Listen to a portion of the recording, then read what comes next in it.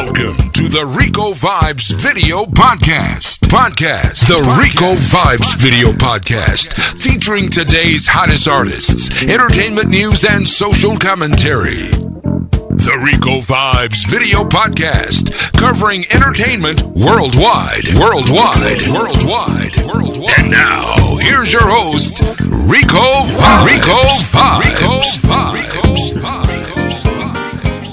Hey, what's up, y'all? It's yours truly, Ricovbes, back with another edition of the Ricovbes Video Podcast. Now, do me a favor. If you haven't already subscribed to my channel, do so right now. Click below, subscribe, and while you're at it, click on the notification bell so that whenever I upload a video, you'll be the first to be notified, okay? Thank you so much. But in the meantime, I've got a new edition of the Ricovbes Video Podcast. And this edition is a special edition because normally I focus on 2 guests. But this edition is so special that I've got only 1 guest. He's got so much to say, so much to talk about. 1 guest. My special guest today, Majah Hype. We're going to get into that right after we get into this from our sponsors. We'll be right back.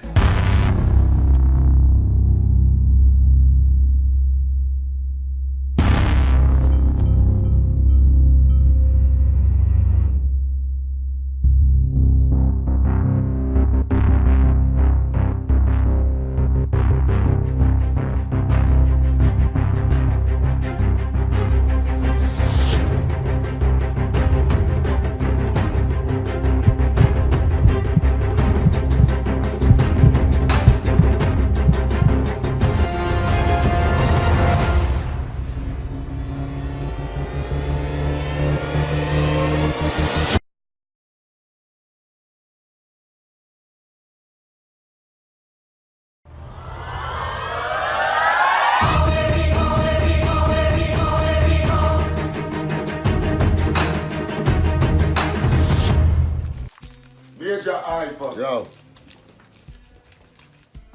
What go on? Yeah, I know, little stress out, but I don't know. Alright. Never plan for going all of that. A joke thing this. Wait, what? Reason why I come check here now because I want to advance, you know. Advance? Power? What do you mean advance power? I see a big birthday party in a Grand Cafe on the 13th. I see a big show down there in a Pembroke Pines. And then you come Atlanta and you have a big birthday show again in a center stage December the 14th. Me need an advance. Who tell you say you go to Florida and you perform at Atlanta? You must say why the people them beat you. Me happy there. Listen to me, man. Me need an advance. Me need to pay for that hairstyle. I trust that hairstyle. I need to pay. You never like that hairstyle? This name Massacre. I want you. Oh, man, just chill, man. Right now, I'm stressed a little bit today. You know when I'm stressed? Stress when you're on plane and the captain come over the loudspeaker and say, people, this your landing gear, you now work. The way God bless you, you come to about your stress, you're bright. When me get it, you get it. See? Just make sure tonight you're going to get it. Come and need it. Welcome back. I've known Majah Hype for over 20 years. And from the day I met him to today, he's always been the life of the party. He's always been a comedian. Trust me, I know him as Majah. You know him as Majah Hype. We met recently in the backyard of his beautiful, beautiful home. And this is how that conversation went. It's the Ricovbes Video Podcast, and from Atlanta to New York to the world, this man is worldwide. My special guest today, Majah Hype. What's up, bro? What's up, man? Long time. I know. Long time, from day one till now. I know, man. Yeah, I was telling people that, we were hanging out after parties and stuff. Yeah. This is, a lot of things that people don't understand is that what they see on Instagram is just me being me, actually, right? Yeah. Because, even to the days when we was DJs and, we used to sit outside and wait for our money, our little $150 and our little $300. You know what I mean? That was what we did to pass the time. Yes. You know what I'm saying? Yes. Joke around, joke on somebody, talk about this promoter, talk about that DJ, and that's what we was always doing. I was always the jokester. So, what made you decide to get on Instagram? And because at the time it was 15 seconds. Right. So what made you decide? Okay, I can do this much with 15 seconds. Well, you know what? I was on Instagram before it even had video, when it was just pictures, right? And I used to put up a lot of memes at that time, and probably just express myself through the memes. Right. when they did this, Vine was the first one to do 6 seconds, right? And when Vine started doing 6 seconds, I went onto Vine and I started messing around with Vine. But my Vine wasn't really that lit at the time. I didn't really know how to deal with Vine and all that foolishness. Plus, when I get comfortable with an app or anything like that, I just get comfortable. I don't want to be changing this, that, and the third. So I'm messing with Vine or whatever, and then that's when Instagram came with the 15 seconds. When they came with the 15 seconds, I was just really just bugging out, just doing what I naturally do. And I realized that an audience started to build. You know what I'm saying? I think the first video I've done was probably the comparison between the Caribbean floats for Labor Day. You know what I'm saying? Who got the biggest truck, who got the wackest truck, who got the this, that. And it kind of started building an audience for me. And that's where it all started from, really and truly. You know what I mean? So what made you decide to start doing the accents, the different nationalities? I always had that ability. Whether it was on camera, off camera, on Instagram, off Instagram, I always had that ability growing up. I guess it was, I have a lot of family that married into other cultures, right? So I basically grew up with different people around me aside from my own nationality. You understand what I'm saying? So I adapted that because I would have an uncle that's Guyanese. I would have a cousin that's Trini. I would have a, you know what I'm saying, whatever. So, I adapted that, you know what I'm saying? And that was something that I could do way before Instagram. So did you practice the different, because you sound authentic with the Bayesian, authentic. I never really practiced it. I probably subconsciously practiced it. You know what I'm saying? Just trying to get it, perfect, but it wasn't something that I was trying to do in order to do this. Gotcha. It was just me just trying, because to me, I look at accents as people look at Rosetta Stone. You know what I'm saying? If you want to speak Spanish, you got to learn it, right? If you want to speak Creole, you got to learn it. If you want to speak African, Swahili, and whatever it is, you got to learn that. Arabic, you got to learn that. You know what I'm saying? So, I always wanted to learn the different accents, because I was always curious about how the accents even came about. Right. You know what I'm saying? So I even did my research at that far. You know what I'm saying? Like why does Haitian speak this way? Why does Trinidadian speak that way? Why does Jamaican speak that way? And I actually did that research just because I'm a knowledge seeking person. Not because I was gearing up to do this, but that's just me. You know what I'm saying? If you talk about religion, I've studied every religion possible. You know what I'm saying? Nawapian, Christian, Muslim. I studied everything. Rastafarian. I've studied all of that. Christianity. I've studied all of that because just who I am. I don't like to speak upon something if I don't have the knowledge about it. Gotcha. You understand what I'm saying? So if we in a conversation and I'm not too sure about that topic, then I'll just remain quiet, and then I'll go home and research it. You know what I'm saying? So the French is who took Haiti, which made them adapt their dialect. You know what I'm saying? The Dutch and all of the slave owners and stuff like that. We adopted our accents from these people. You know what I'm saying? So, that's just something that I was always just curious about. So, at what point did you realize, okay, I don't want to be an electrician anymore. I don't want to play sound anymore. This is what I want to do. Well, I never really thought that deep into this is what I want to do. I think this is more of my purpose. This is more of the gift that God gave me and steered me in this direction. Because having a passion is one thing, right? You could be passionate about something, but that might not be your gift. Gotcha. You understand what I'm saying? I was passionate about music. I was passionate about playing music. A lot of people don't know I play 7 different instruments. A lot of people don't know that I've produced music for Egyptian and Taurus Riley and all these other people. A lot of people don't know that side of Majah Hype. But that was my passion. Music was my passion, but my gift is actually to put a smile on people's face. So, you gotta embrace your gift and know your passion. Your passion might not be your purpose. Gotcha. You know what I'm saying? And I think that it basically chose me. It chose me to a point where I was working a good job, making $160,000 a year, being an electrician, and I got laid off. During the time that I got laid off is when I started dabbling in the videos and stuff like that, and I had time to do it at that time. Being a DJ, I knew I didn't want to be a DJ for the rest of my life. No, Because of the pay? No, well, because of the pay, yes. Right. The fact that I had kids and I knew that I couldn't feed my family on that pay. And no offense to none of the elder DJs, because I respect all the elder DJs, but I just never want to be the next Super Claude. I never want to be the next Bobby Condas. I never want to be the next David Levy. I always felt like I could do something else in a different field and grow that way. You know what I'm saying? Like, I remember being because a lot of people don't know, I used to play on a sound called, first was Black Magic, then I played on a sound called Arsenal, then I played on a sound called Libra Love, then I played on Massive B. Well, I had my own sound called Vibe Squad at the time too, and then I moved on to Massive B.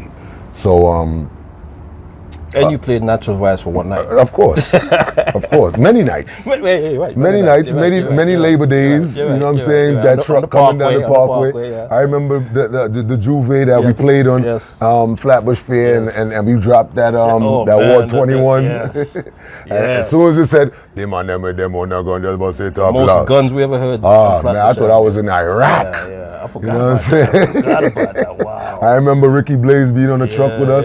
Remember the speaker box fell on his head. You know what I'm saying? Wow. We got a lot of memories, man. But I remember being in a party with Master B when I was DJing one night, and Bobby was in the party, and he brought his daughter with him. His daughter was underage at the time. She was probably like 16 or whatever, and she really didn't belong in the club, but we still brought her because that's how he is with his kids. He wants his kids to see what he's doing, and you know what I'm saying, that type of stuff, and he's very close with his kids. But as I said, at the same time, I was looking at it like, I don't want to be that person, because you got to remember, I'm the mic man. Gotcha. I don't want to have my daughter in a party and I'm telling y'all to skin out and broke out and dash where your wall and all them something that it just didn't feel right to set that example for my daughter. You know what I'm saying? And that's not what Bobby was doing, but that was what I was visioning in my head. Like, yo, do I want to be the next person, the next older dude that's my daughter's in the party with her friends and I'm in here talking about dash where your wall, skin out y'all, back it up. You know what I'm saying? I don't want to be that person. So I always wanted to do something that I know that my kids could be proud of me for. You know what I'm saying? So when I started taking on comedy, you know, comedy, like I said, it basically chose me. You know what I'm saying? I started doing comedy, and like I said, I started to build this audience. And the funny part about it is that my job actually called me back to work. After like 3 years, they called me back to work. And they was like, yo, listen, I got this job for you. You're gonna be an electrician. We need you to work starting tomorrow. I'm like, I'm there. $160,000 a year, I'm there. You know, and I went into work. I used to work the morning shift. So I used to have to get up at 4 o'clock to be there for 6 because I worked in Long Island City, but I was in Brooklyn. And you know, it took about an hour and a half to get there, and then you had to be there for roll call and all that type of stuff before we went down into the tunnel. And I was doing that. I was doing the videos, and I was playing sound at the same time. So I was doing whatever it took to bring in the dollar, right? And then I knew that I didn't want to disappoint Massive B by just saying, yo, listen, it's been a good experience, but I'm out of here. You know what I'm saying? So I used to actually leave from dances and go straight to work and probably sleep for like 2 hours in my car and get up and just go down in the tunnel and start working. So I did that, and then I started neglecting the audience that I created on Instagram. What year was this? Well, I started doing the videos in 2012. Okay. So every now and then I would check my Instagram and I would read the comments, and I still read the comments up to this day. Like I go through all my comments up to this day. And the funny thing is I was reading my comments one day, and I never forget it. I was laying in my car after a party, about to take a nap to go to work, and I'm reading the comments. And I'm just seeing all of these comments that was just like negative. And if you know anything about Majah Hype, you know that I'm the person that always want to prove people wrong.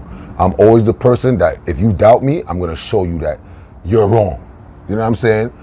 I could do whatever I want to do. If I put my mind to it, I could do it, right? So I'm that person. So I'm looking at the comments, and the comments is saying, boy, I told you he was gonna run out of jokes soon, or I told you he wasn't gonna last, and those type of comments. So it made me feel like, nah, like, are you kidding me? Like, I could do this for years. Like, let's not get it twisted. I'm going to work. You know what I'm saying? And I kind of felt like I was disappointing my audience, and making the haters and the naysayers feel good about what they expected. So I went to work. I went down in the tunnel, and I just that whole day just been on my mind. That whole day, that people was doubting me, and they felt like, yeah, he ran out of gas. That was on my mind the whole day, and I had a walkie-talkie because, you know, I'm an electrician. So I hit the walkie-talkie and I said, I talked to my foreman and I said, listen, I got to talk to you. And he's like, what? He's like, I said, listen, I just want to talk to you. I don't want to talk to you over the radio, but I want to talk to you. And he said, all right, well, call me on this extension. And I called him on the extension. I said, listen, I got to go. And he said, is there an emergency? I said, nah. I said, I think I'm going to quit. Just like that? Yeah. And he was like, quit? What do you mean quit? I said, yeah, I'm going to quit. I said, I'm doing this thing on Instagram, and I think that I could do this. So you didn't know where your next dollar was coming from? Not at all.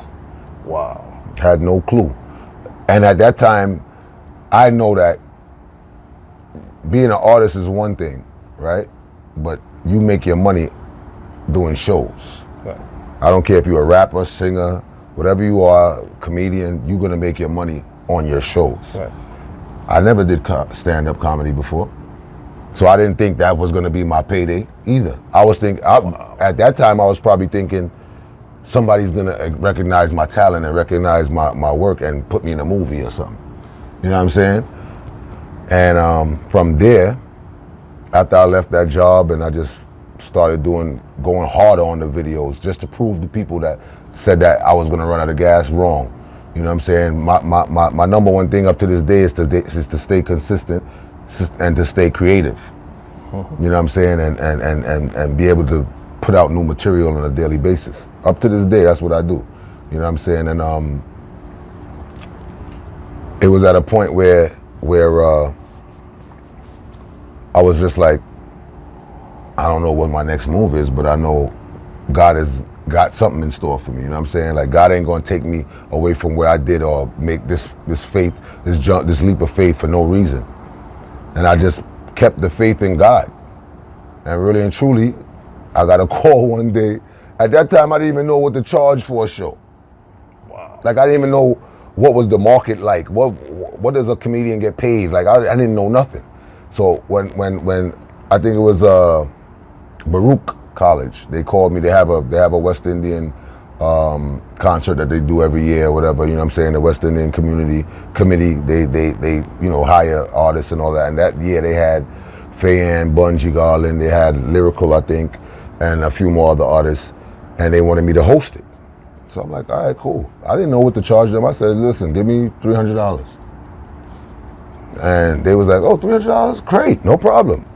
So they concert was so unorganized that if I was supposed to do a 3 to 5 minute interval, it lasted 10, 15 minutes because if I would do a couple jokes and I would look back and be like, they'd be like, no, keep going. They're not ready yet. So I was up there for way longer than I was supposed to be up there, but the people I was interacting with them, and you know what I'm saying? I really feel like everything in your life happens for a reason, right?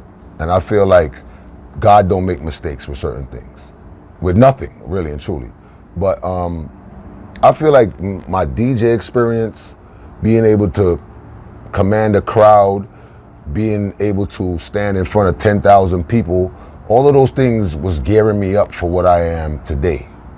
You know what I'm saying? It was a stepping stone. It was a stepping stone to get me to where I'm at now. Right. Because when I went on stage at that day, I didn't feel no way about it. I wasn't nervous. I didn't have butterflies, nothing. I just went up there and just did what I usually do. You know what I'm saying? Go up there, tell jokes, make people laugh, look back, they're not ready yet, keep on going. You know what I'm saying? So that was naturally in me because of what I've learned in my past experiences, right? So, I mean, I was up there within all of the intervals that I did. I probably was up there for like an hour and a half. Wow. Yeah. So after I did that, the first show that I've ever done, first stand-up comedy show I've ever done, was called Africa versus West Indies, which is a show that they do in Canada. My boy Wes Hype, he does that show, and he called me. First year, I've never done stand-up before, and he called and he's just like, well, I got this show that I do called West Indies versus Africa, and you know, I have African comedians and I have West Indian comedians, and right now you're the guy, you're the hype guy, you're the dude that's doing it, so we need you on it. And I said, all right, cool, give me $800. And we went out there and I ripped it up and we won the cup and all of that stuff, and you know, we did our thing and it was a great experience, and we still do that show up to now. Up to this day, we still do that show. And I've done it with Michael Blackson, you know what I'm saying? I've done it with Comedian Tricks, I've done it with White Yardie, you know what I'm saying? And that's how, and I feel like I kind of outgrew that. Because I'm not into competition with nobody, because I feel like I'm in my own lane. You know what I'm saying? What I've created, like a lot of people, when they used to hear, well, I never gave myself that name, but the King of Caribbean Comedy, that name is not that. I don't look at it as like, as being arrogant or saying, yeah, I'm the top comedian in the Caribbean. No, that's not what it's about. For me, I don't take it that way. Whoever's created that name, however they meant it, is how they meant it. But when I received it as, there's nobody who does or have done what I've done. True. There's nobody doing 7, 8, 9 accents. True. And representing a whole demographic. Like even when, like I have the utmost respect for Oliver. I have the utmost respect for Larry Joseph and Sprangalang and all of these great comedians from the Caribbean that was before me. But none of them has done what I've done. And I've never done what they've done. You know what I'm saying? They created their legacy and that's what it is. You know what I'm saying? That's why their names are relevant when you call it, when you say, yo, who's the people that you used to look up to, or who's the people that you used to listen to. Their names are relevant because they created their legacy. You know what I'm saying? Sprangalang, Larry Joseph, Oliver, you know, all of these names is relevant because of what they've done in the past. My name is relevant because I'm here now. Right? And there's no one who has ever done what I've done. Sure. There's people who always come to me and be like, boy, you're the new Oliver. No, I'm not. I'm the new Majah Hype. You know what I'm saying? I can't beat Oliver because Oliver has done what he done. I'm making my own legacy right now. You know what I'm saying? Being able to, like you said, me being able to do these accents and people still like, yo, where is this dude really from? Because he do all of them joints like he got them on Smash. You know what I'm saying? Like people look at me, I have so many people, I've been to 4 different countries where I went to people's country and they like, yo, welcome home. You know what I'm saying? So it's like, but you know that's one of the biggest questions right now is where is Majah But if you from? can fool the people that live in the place that, you know what I'm saying? I'm talking about custom agents, I'm talking about immigration. They, well, come on, brother. You know what I'm saying? Like, I'm looking at these people like, yeah. So the guy looking at me like, yeah, which one of your parents will live here? Your mother or your father? I'm like, both. You know what I'm saying? Like, what, you know what I mean? Like, I mean, to be able to do that is a true blessing, right? And at the same time, I'm not trying to be nobody who I'm not. But what I'm trying to do is shed light to our cultures, because me growing up, when I was growing up, Jamaicans never listened to soca. Jamaicans didn't like soca at all. They only like about 2 soca songs, which was Tiny Whiny and Dollar Wine. You understand what I'm saying? Good Buddy. And Good Buddy. Every woman deserve a good buddy. You know what I'm saying? If you played any more than those 3 songs, the Jamaican dudes was like, yo, I cut it, I'll be a foolishness, the man I play. You understand what I'm saying? Right. And I feel like I had a big part to do with bringing our cultures together, because nobody else was even talking that at one point. Nobody wasn't talking about, yo, one community, one Caribbean, West Indies united. Nobody wasn't talking that, and that was my hashtags from day one. You know what I'm saying? And the reason why I felt that was necessary is because if we as Caribbean people are segregating our own selves, right, then where's our unity? Where's our strength at? We have no backbone. Because I remember when Jamaicans partied with Jamaicans only. Trinidadians party with Trinis only. If a Jamaican dude went into a Trini party, they would alienate him like, you know what I'm saying? Well, look how yard man come in here, boy. He going and shoot up the place. You know what I'm saying? Like that's how they felt. You know what I'm saying? And then Jamaicans be like, boy, I can't take them whiny people them people there. You know what I'm saying? Yep. There was one time where I Wayne was saying, soca is devil music. Yes. You understand what I'm saying? So, I mean, instead of embracing the segregation, we got to put ourselves together because at the end of the day, it's one geographic, it's one demographic. You understand what I'm saying? When you talk about the Caribbean, you got to talk about everybody. True. Because nobody's better than nobody. And I hate to hear Jamaicans say, yo, where you come from? One of them a small island. Like, small island what? Your island is small too, fam. Compared to Jamaica compared to America. You could put 30,000 Jamaicans in America. So you saying small island like you looking down on another island is ridiculous to me. You know what I'm saying? Like this is your brothers and your sisters. Just because your slave masters dropped you off over here don't mean that we not family. We still family. We gonna always be family. I don't care if you're Grenadian. I don't care if you're from St. Kitts, St. Nevis. I don't care where you from. If we all from the same place.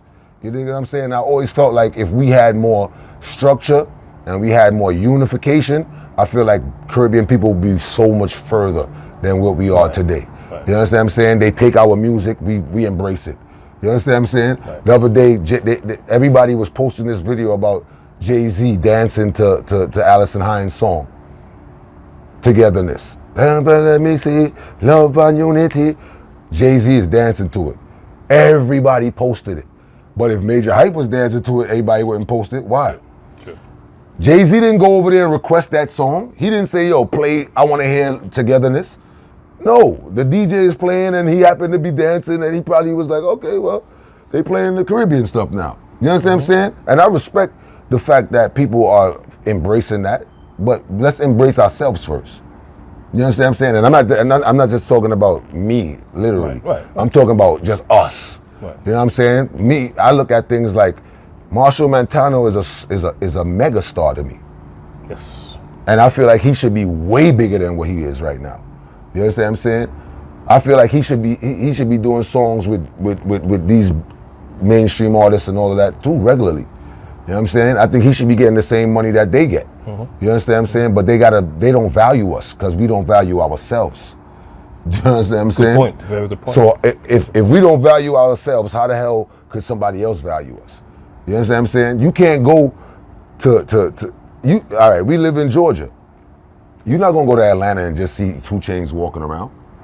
You're not gonna just see a little baby just walking around. You might glimpse them once in a while, mm-hmm. But I know I could go see Marshall anytime. I know I could see Bungie anytime. So that's why we probably don't value each other. True. Or we don't value our stars. But at the end of the day, you still gotta let the world know that this is our stars.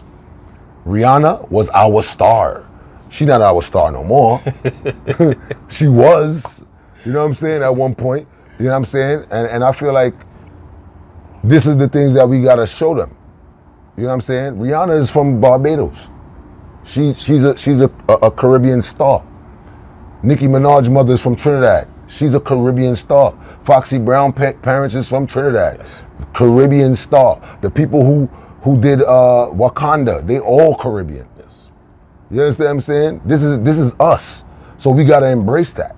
You know what I'm saying? But I feel like we also have a huge crab in the barrel mentality and a huge bad mind problem in the Caribbean.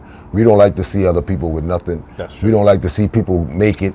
We always questioning God, asking them why him, not me. You know what I'm saying? That type of stuff. And that's where the ungratefulness coming at. You know what I'm saying? Because what I've done, a lot of people wouldn't took that risk. A lot of people wouldn't have gave up their good job with benefits and all of this stuff to go and pursue this. A lot of people don't know what I've been through to get where I'm at right now. You understand what I'm saying? But they just see the limelight. They see the cars. They see the house. They see the way you live in. You know what I'm saying? They feel like, oh, why him? Oh, he got it all good now. No, you don't know what I've been through. There was a point in time when I didn't know how my kids was going to eat. You understand what I'm saying? Any father, they ultimate dream is to be able to take care of their family, to create a future for their kids. I didn't know what my future could have been different. It could have been, it's not working. You know what I'm saying? So, I mean, we just need to embrace our own people, stop showing bad face to each other, and really, you know, embrace our cultures and not be able to set out so quick. You know what I'm saying? You turn on the radio and you hear people like Justin Bieber singing, "Don't you give up, no, no, no, don't you give up, no, no, no, let me love you," on a Caribbean rhythm, right? And you love it. Oh, Justin Bieber, oh, he's singing dance hall. But if Conscience would have said, "Don't you give up, no, no, no," would it been playing on all those radio stations? No. Would it have been as big as it was? No. So this is what I'm saying. We gotta push our own people up there. Because what people don't understand is when you push your people, you become a market. And a lot of people, like the bigger heads of all right, let's say for example, Elephant Man had a mainstream record label that was working with him. Conscience would have a mainstream label. Cranium has a mainstream label. The reason why they look at us and give us such the small deposits and all that stuff is because they look at the Caribbean community as they don't support each other. They don't support each other. So why am I giving this dude? Because people don't understand. A record label, visual studio, all of these people, they want their money back. You understand what I'm saying? Tyler Perry is not going to hire Majah Hype unless he feels Majah Hype could bring that income in. Yes. Right? So facts. I don't care how talented. Let me tell you something. I realize that a lot of stars and celebrities know who Majah Hype is. Right? You name it, they know who the Caribbean comedian dude is. Right? But are they willing to invest in that person? Right? And the reason why they think twice or three times about investing is because they like, all right, well, he's the top guy, he's funny, he's talented, and he definitely knows his stuff. But if I put him in a movie, are those people coming out to support him? Can I reap my money that I'm gonna invest in him? You understand what I'm saying? Yep. A record label, I might take up Mr. Vegas, I might take up whoever, Sean Paul, I might give him a $3 million advance. Am I getting that money back? I don't care how talented you are. When these people spend their money, they want it back with something on top. Yes. You understand what I'm saying? So if they feel like your community is not supporting you, why am I putting money behind you? That's the facts. That's the facts. So this is where the support comes in that. Like I said, I've been on Instagram since 2012. I'm just at 990,000 followers. Not a million yet. Not a million yet. And I'm working hard towards it. But it's also at the point where numbers means nothing to me nowadays. Like when I first started, the ultimate goal was, yes, you want to have 1 million followers. But at the end of the day, it doesn't mean nothing. You know, you don't get a check when you get 1 million followers. You understand what I'm saying? You just got 1 million people that press follow. You dig what I'm saying? So what I'm gonna get a Fashion Nova deal? What? Like what is gonna happen? Like, I mean, it is what it is. You know what I'm saying? And I think that the numbers that show in my sales when I'm doing shows is more important than the numbers that's on top of my Instagram handle. You know what I'm saying? When I go to King's Theater in Brooklyn and I sell out a show for 3,000 people, that means more to me. When I go to DC and I sell 5 shows in a weekend and all 5 shows are sold out, that means more to me. When I come to Atlanta and I do 4 shows at Uptown Comedy Corner and they all sold out, that means more to me. You know what I'm saying? Than to have 1 M on my IG. You know what I'm saying? Speaking of which, you know, the different characters that you do. Yeah. How did you decide the Ras, for instance, and the different characters that you do? Well, growing up, I mean, the Rastafarian culture, or what they may know as Rastafarian culture now, is a little bit different from what it was when I was growing up. Mm-hmm. The Rastafarian culture when I was growing up was a militant culture. And there's still a lot of them out there still, but it was a militant, very militant culture, and it was a culture about love, respect, value, and it was a culture that didn't play around. It was about Africa, it was about your roots, you know what I'm saying? But they didn't play around. They didn't stand for certain things, you understand what I'm saying? If you was a man who come and rob and thief chain, you might get beat up for that. You know what I'm saying? You'll be disciplined for certain things. And that's one of the things that I respected about the Rastafarian culture, right? Like I said, I've studied every religion, so I know what I'm talking about. But I always felt like Rasta people was people who they wasn't compromising for nobody. And that's because of what they've been through in the past. You understand what I'm saying? When Selassie I came to Jamaica in 1966, he didn't even know what the hell these people was talking about. Why y'all praising me? He didn't even know why they was praising him. Remember, Selassie I didn't even speak English. Sure. You understand what I'm saying? So when he got up that plane in Jamaica and everybody had their big locks and everybody, yes, Selassie I, he looking at them like, what wrong with them? You understand what I'm saying? So what they've been through, there was the Green Bay killing and all those things. You know what I'm saying? And the times where the Prime Minister of Jamaica said, listen, anything with locks, kill that.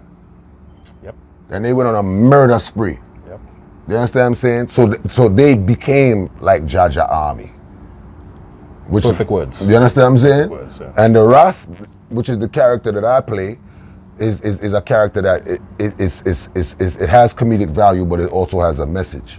Mitzi, is that the folks' favorite character? Yes, it is. Why? We can't get rid of Mitzi. I think everybody knows a Mitzi. I think everybody knows a Mitzi. Especially, what made you come up with Mitzi though? I've met so many Mitzis before. You know what I'm saying? I've met so many Mitzis. I probably got Mitzis in my family. You know what I'm saying? Like Mitzi. All right, being in the dancehall world, we used to be in a lot of beauty salons, barber shops.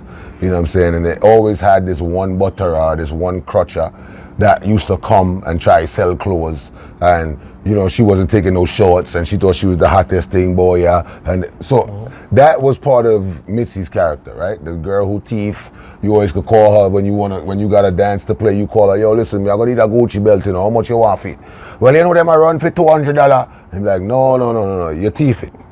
You probably still got the alarm on it, so I got $75. You understand what I'm saying? Right. All right, good. All right, Mr. Come check, you know what I'm saying? Right. And then also that's the person who didn't play around, you know what I'm saying? So, I mean, I've created that character off of people that I have ran across in my past, you know what I'm saying? No, speaking of Mitzi, did you run across any problems playing a woman character?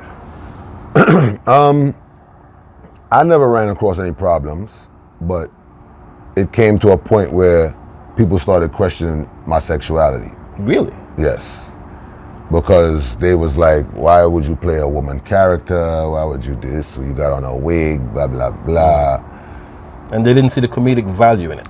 Well, majority of the people did. But of course, there's always going to be one or two idiots that's going to be like, oh, am I this, am I that, am I gay, am I this, am I that. That, to me, was also a test. You know, you always going to be all right with people until you exceed their expectations, right? And like I said, for the people who thought that I wouldn't even make it to be here up to this day and still be relevant, they are definitely mad. They are highly upset that I'm still around and I'm still relevant and I'm still number one. You understand what I'm saying? So they will try to get at you in any type of way, but they don't understand, like I said in the beginning, I'm that dude that like to prove people wrong. So if you're actually doing me a favor by doubting me, because now you give me so much momentum, you give me so much motivation, you give me so it's like, you really think you're gonna stop me by saying, oh, I'm a bati boy, or in this, I got 4 kids in my house. You understand what I'm saying? How could I be that? And even if I was that, why is it to you? Because if that's the lifestyle that I choose, then that's the lifestyle I choose. Sure. But that doesn't take away my comedic value. Sure. That doesn't take away who I am as a person, right? So you basically throwing that out there. I mean, they've tried everything. You know what I'm saying? I did a video with Majah Diamond.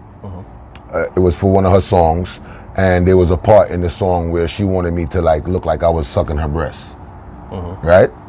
And everybody tried to use that against me as well. I heard about that. Oh, Majah, you're there with Majah Diamond, you suck her breast. Her breast wasn't in my mouth. But people will try to use anything to try to break you, is what I'm saying. And at the end of the day, my fans, because I've tried it, my fans requested everything that I've done, right? I've tried it. I've tried to do skits with other people. I've tried to do, you know, broaden horizons and say, yo, you know what, let me do a collaboration with this person or that person. My fans don't like that. They do not like it. Really? No, because they feel like I play all parts better than anybody else who would be in my skit. Gotcha. You understand what I'm saying? So me playing the father and playing Mitzi, or playing the father and or Charlie and Mabel, or whoever it is, Bobby Buns or whoever, me doing that is because this is what the fans want. Now, if I would have made somebody else play Bobby Buns, they probably wouldn't have did it like me. But the fact that I know how to act and do certain things or whatever, they love the characters. Now, how long does it take you to come up with a skit altogether? I've never written a skit in my life. Are you serious? Never. I've never written down a skit. Off the top, off the dome? Every day. And I've never changed my way of doing skits because of that. That's what works for me, and that's what I'm gonna do. Let me tell you something. I realize, I look at a lot of the people on Instagram, and they force videos. If I wake up today and I feel like I don't have an idea, I'm not doing a video. I don't need to put up a video every day. You know what I'm saying? I used to put up 4 or 5 videos a day. That was the times when I used to do the comparisons. So I would do Trinidadian mothers be like, Grenadian mothers be like, Guyanese mothers be like, Majah mothers be like, and I would do 5, 6 videos a day. They know that I could do that. I don't need to do that anymore. Gotcha. You understand what I'm saying? Now I could be myself, and I could do what I do, and you know what I'm saying, perfect my craft. And like I said, if I get up today and I feel like, yo, I want to make sure that my content is at its best. Today I'm not feeling at my best. I don't have to put up a video. You understand what I'm saying? I see a lot of comedians on Instagram force it. Oh, nah, I just gotta put up something. Sometimes you killing your brand by doing that too. Yeah. You putting up bullshit just to say you put up something today, which doesn't make sense. You know what I'm saying? Why not just give your fans the best of you? If you're not at your best today, or I might have a funeral to go to, well, I still got to put up a video before I go to the funeral? No, you do what you do, and you remain consistent. Just because you take off a day don't mean you're not consistent. You know what I'm saying? Sometimes you might even get annoying to people. True. Because nobody wants to see the same person every time they get on Instagram. Oh, here he go again. All right, he's funny, but damn, bro, give me a chance to breathe. You know what I'm saying? So now you're killing your own brand. So you got to know how to moderate yourself. You know what I'm saying? And for me, I've never, like I said, I've never written a script. I've never written a script for a sketch or none of that. You know what I'm saying? I get up in the morning, I say my prayers, I wash my face, brush my teeth, and I might start cleaning. And while I'm cleaning, I might be medzing. Oh, this could be funny. Well, that could be funny. And then I'll start doing my videos. So when the folks react in the comments and the fire signs and the likes and all that, does that validate what you thought it would be, or exceed what you think it would be? No, it doesn't validate at all, because you never know. We're living in a time where you never know what's going to be the big one. You know what I'm saying? Like the video that I might put all my time and energy in might not be the big video, which you expect it to be. Right. All right. I've done so many videos where I put all my thought into it, and I've seen it. Okay, yeah, it got laughs, but it's not as much. And then I'll put up a video of me and my son dancing, and that shit'll get 500,000 views. I've seen that one. Yeah. You understand what I'm saying? So what you expect to be big nowadays, you can't really put a finger on it no more. You know what I'm saying? You just gotta just keep on putting out content, and whatever hits. You just like they used to say when we used to DJ, you only as good as your last party, right? So you're only as good as your last video. Yes. You know what I'm saying? So if I try to exceed that last video or better that last video, then I'm just still working. You never know what could hit, but when it does hit, you got to be prepared for it. So you've been a DJ, you've done movies, you've done BET. What's next? I'm going to be on a reality TV show this season. Really? Yes. Any more you can say about it? Not yet. Okay. But it's going to be, I mean, you know, just think about it. A reality TV show. I mean, they're going to come to your home, record you Yeah. being real. Yeah. What made you choose that? It chose me. Really? Yeah. It was about 4 or 5 people that called me and was like, these people really want you on their show. You willing to do it or not? And I'm like, I'll do it. Because I know what I'm going to, I know what I want to be, you know, what I want to put out there. You know what I'm saying? A lot of people go on these shows and they just let the writers or the producers do whatever they want with their life and tear their life up. I know what I want. And a lot of folks say it's scripted. Are yours going to be scripted? It's not scripted. It's not scripted. It's never, I don't think for any of the reality TV shows it's scripted. It may have a storyline. Gotcha. But it's not scripted. Okay. It's real. What you see is real stuff. It's just not, you know, it's not no script to it. Couldn't you at least say at what point of the year should we expect it? Well, I'm supposed to be filming. I'm supposed to be filming either next month or the month after. So it should be. So it should be 2019. Oh, it's definitely gonna be 2019. Okay.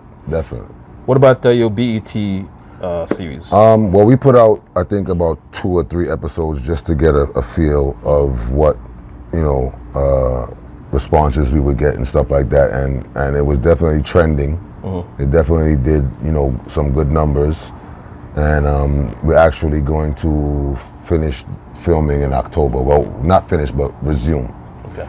So we're gonna resume filming in October, and we're just getting ready. Shout to the BET family.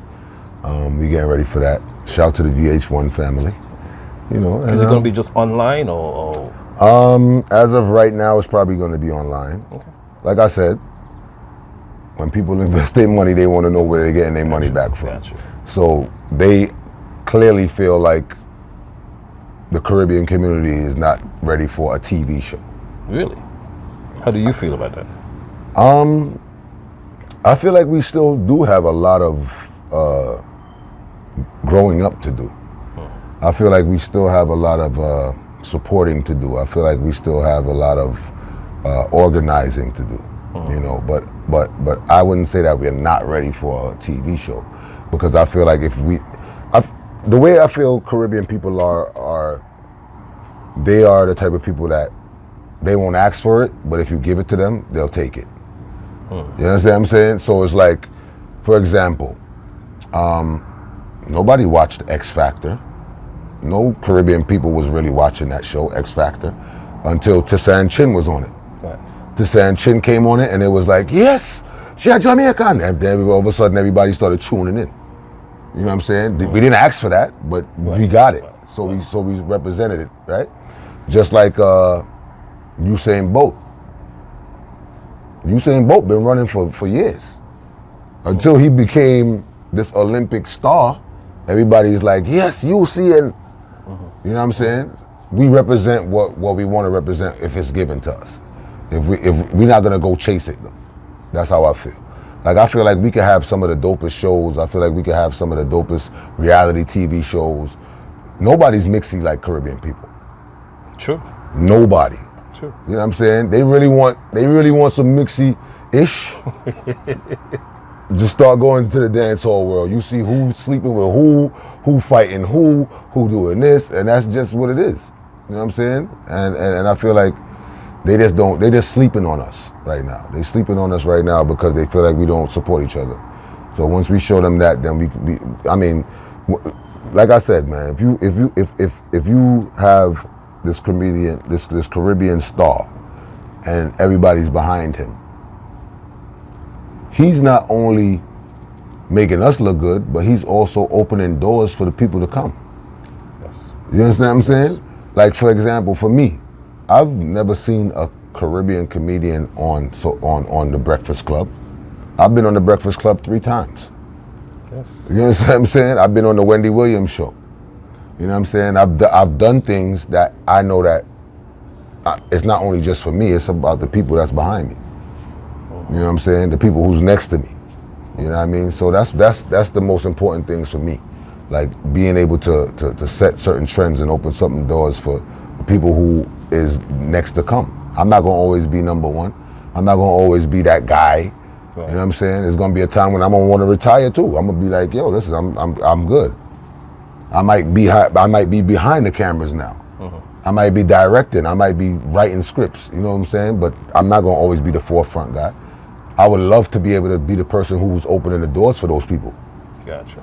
You know what I'm saying? I'm not that selfish person that I'm like, well, once me done, slam the door. Because that's how a lot of people think. Yeah. I'm not that person. I don't think like that. I think that, yo, listen, God has blessed me with a gift. He's given me the ability to feed my family and live comfortably. There's somebody else who's gonna want that. And if I could help them, I will, as much as I can.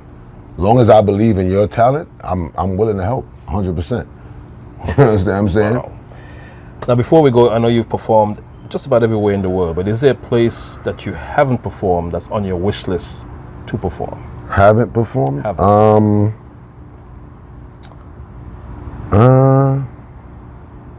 you got to think about that, huh? Yeah, because I mean, I've traveled the world maybe 3 times already, right? Okay.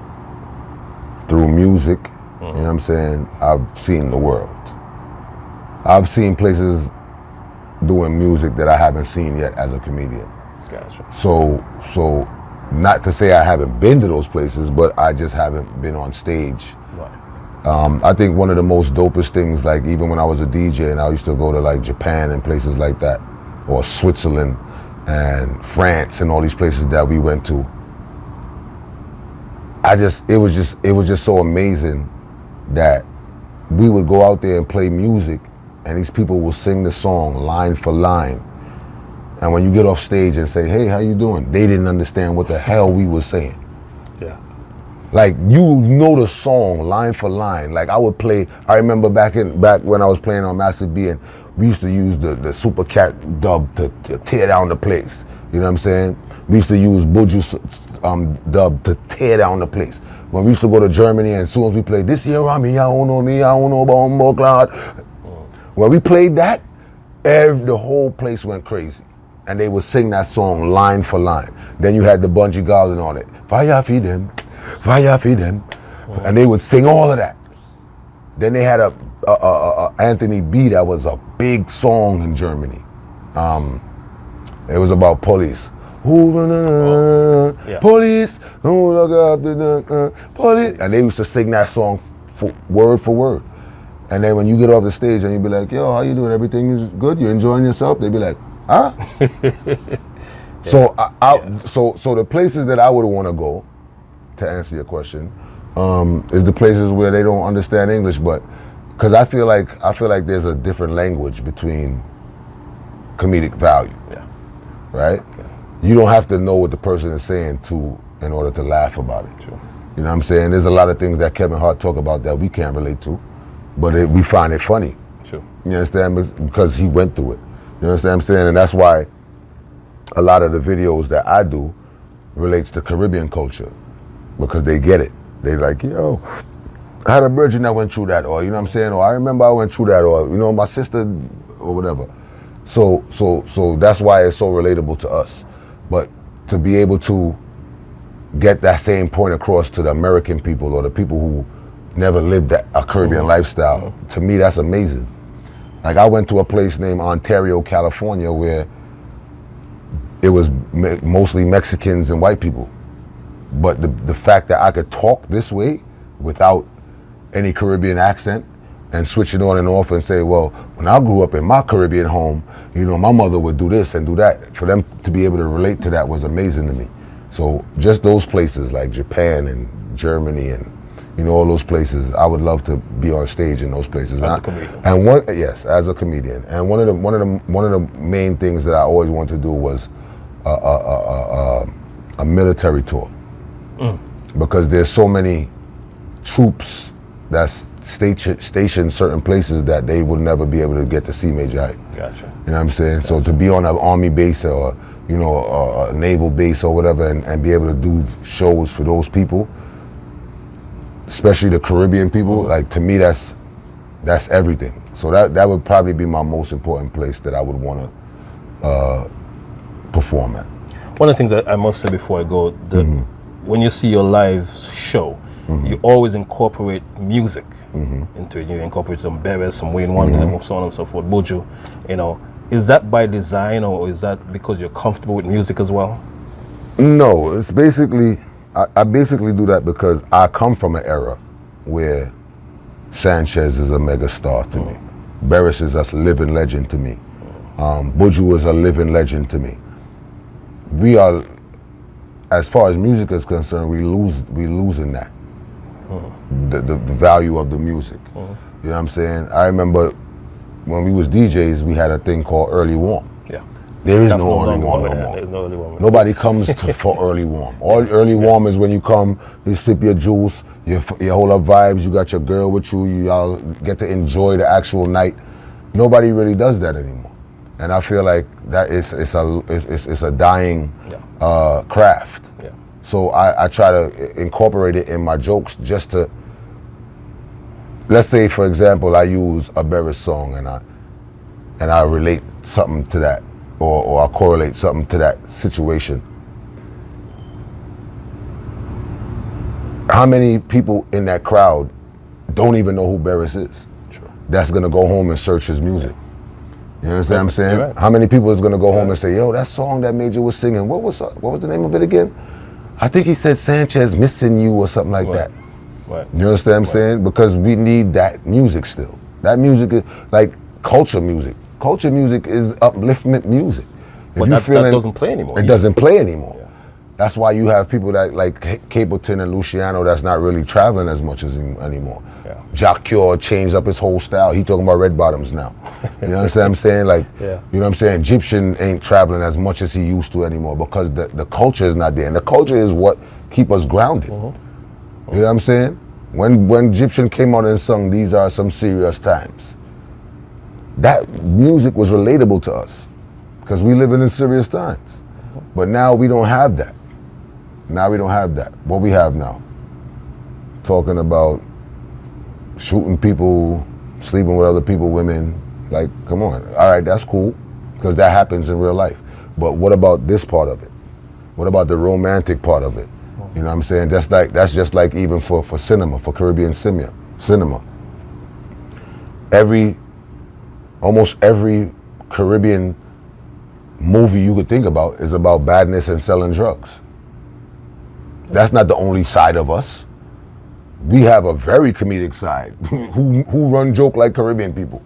You know what I'm saying? We have a romantic side. We have a dramatic side. You know what I'm saying? We need to show the world those sides as well. You understand what I'm saying? We need the investors to be able to say, yo, you know what?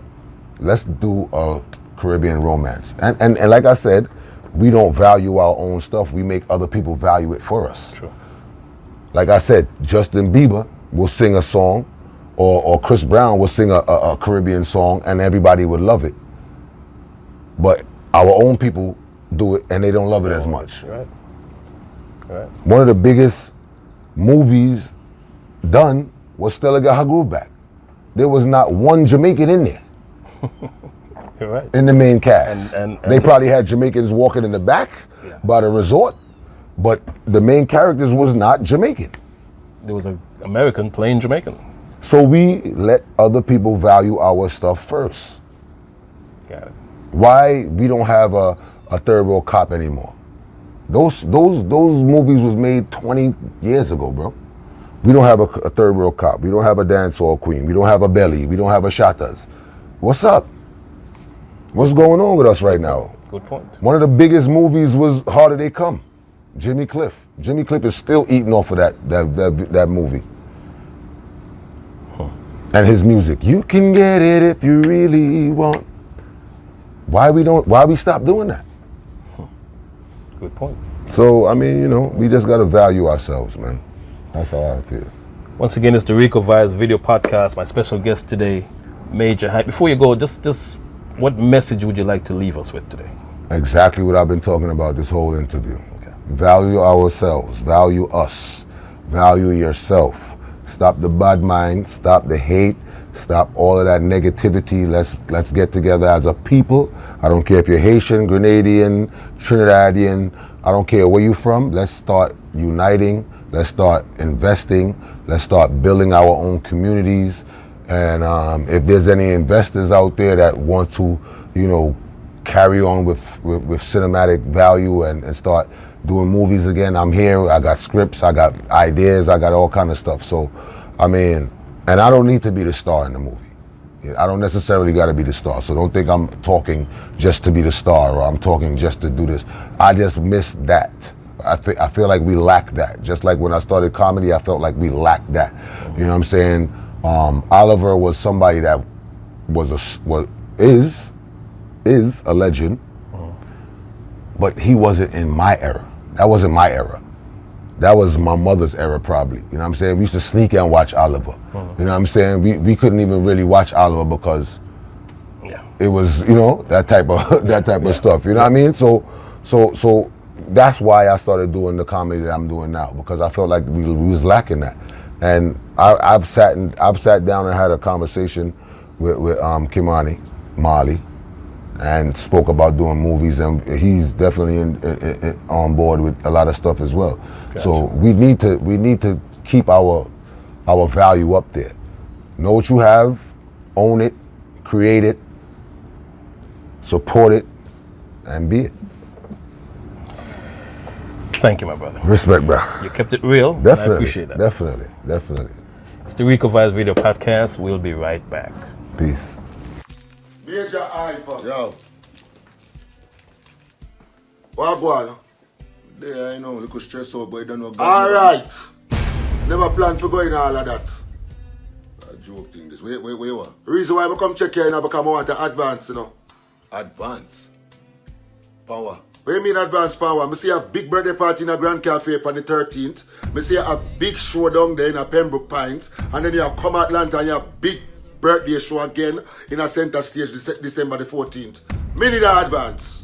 Who tell you say you go to Florida and you perform at Atlanta? You must say one of the people and beat you. Me happy there. Listen to me, man. Me need an advance. Me need to pay for that hairstyle. I trust that hairstyle. I need to pay. You never like that hairstyle? This name Massacre. I want you. Oh, man. Just chill, man. Right now, I'm stressed a little bit today. You know when I'm stressed?